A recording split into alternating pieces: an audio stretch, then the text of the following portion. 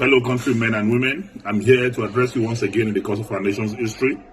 I'm here to address Nigerians, especially on my brother and friend, the former governor of Anambra State and the former vice presidential candidate of our political party, Peter Obi.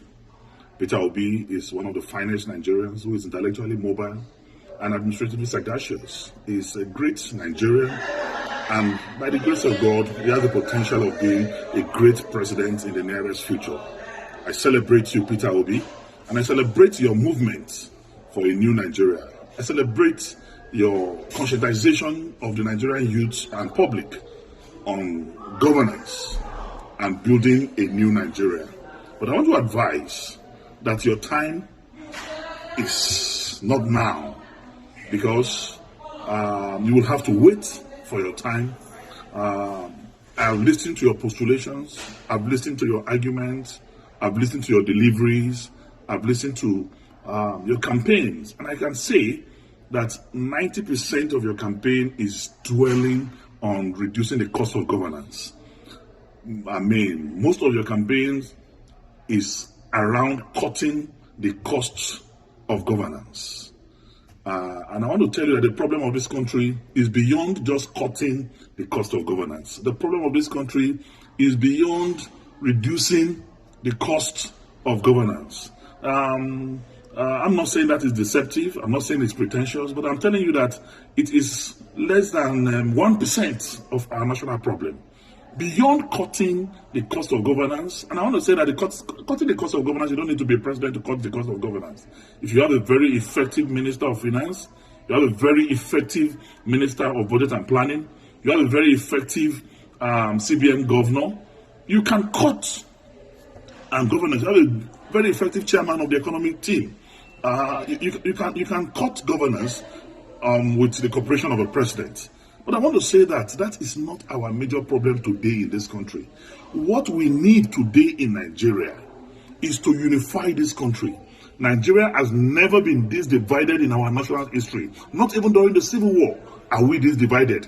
There is no trust between the North and the South. There is no trust between the East and the North. There is no trust between the West and the South and the Southeast. So we need one character who have the capacity and capability to unite us together as a nation first, because we need to first believe in ourselves as people. We need to believe in our unity. We need to believe in our togetherness even before we can make progress, because without unity there can be no peace, and without peace there can be no development. So first, we need a unifier.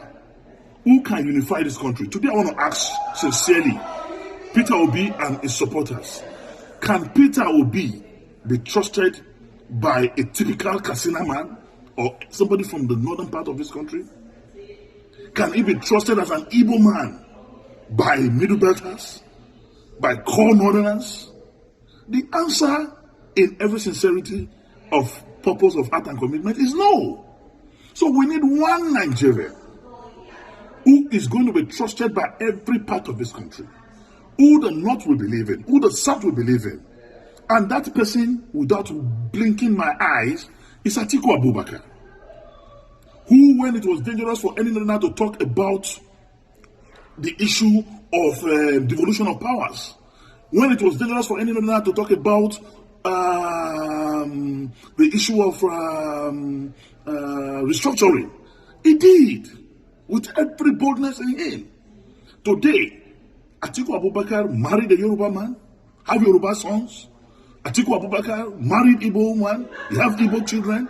Atiku Abubakar married Hausa woman, he has Hausa children. Married a Fulani woman, he has Fulani children. He's a pan-Nigerian, he's a true African Nigerian man. Only him, among those who are candidates of presidential, who are candidates of any political party today, seeking for the presidency of this country, have the capacity and potential to bring us together as a nation. So I want to say, it is time for us to think. I encourage the crusade, the movement started by Peter Obi to continue. Move from campus to campus, move from community to community, move from one progressive group and organization from this country to another, to campaign for the new Nigeria that is to come, and be part of the movement of Atiku Abubakar to rebuild, to restructure, to reorganize, and reboot Nigeria as a country. We must speak the truth, and the truth is the truth.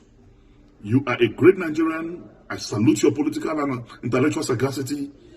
You are one Nigerian that I know. Tomorrow, there's a space for you. But for today, let us forget the social media drama. Let us forget the diaspora euphoria. The truth of the matter is we need a unifier. We need one Nigerian that can solve the problem of insecurity in this country. We need a Nigerian that will have intel from every security facet of our national life. We need a Nigerian that will get intel from Cameroon, from Chad, from Mali, from Benin. We need a Nigerian that have that capacity to solve the problem of Boko Haram, banditry, and kidnapping, because he has intel and connection with the security network in the South African region. And that Nigerian today is Atiku Abubakar.